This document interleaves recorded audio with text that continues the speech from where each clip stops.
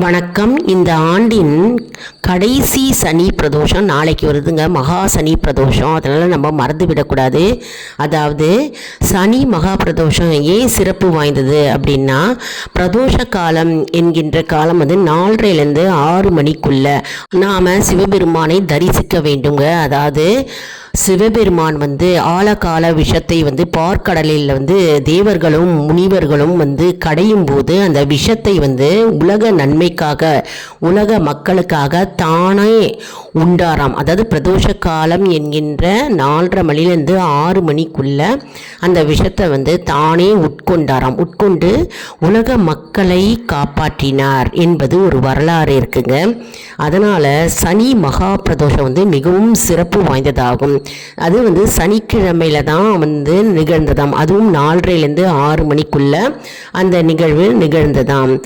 மற்றும் வந்து எப்பேற்பட்ட தோஷங்களாக இருந்தாலும் அந்த தோஷங்கள் அப்படியே வந்து நீங்கும். நம்ம பிரதோஷத்தன்று சிவபெருமானை நேரில் சென்று தரிசனம் செஞ்சால் கோவிலில் நம்முடைய தோஷங்கள் நீங்கும்.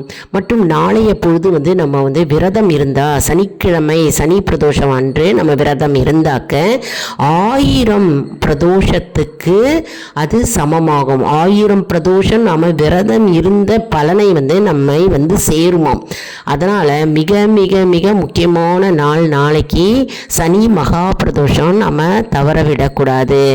மற்றும் வந்து நம்ம ஆலயம் சென்று சிவபெருமானை நம்ம தரிசிக்க வேண்டும்.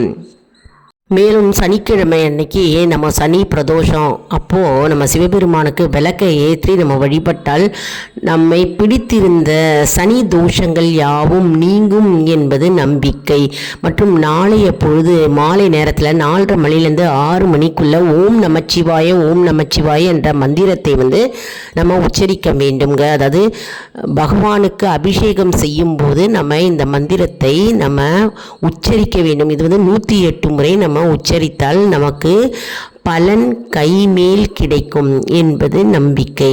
மற்றும் வீட்லேயும் சரி சிவபெருமான் படம் இருந்ததுன்னா நம்ம வந்து சந்தன குங்குமம் வச்சு நம்ம தூப தீபம் காண்பித்து பிரசாதத்தை நம்ம விநியோகிக்கலாம். கோவில்லையும் நம்ம வந்து அர்ச்சனைக்கும் சரி அபிஷேகத்துக்கும் சரி நம்ம பொருட்களை வாங்கி கொடுத்து நம்ம வாசனை மலர்களை கோவிலுக்கு எடுத்து செல்லலாம். பிரசாதங்களும் நம்ம கோவிலுக்கு எடுத்து செல்லலாம்ங்க.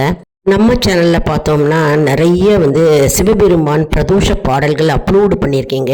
நிறைய பாடல்கள் இருக்குது. எல்லாரும் கற்றுண்டு சிவபெருமானுடைய அருளை பெறுவோம்.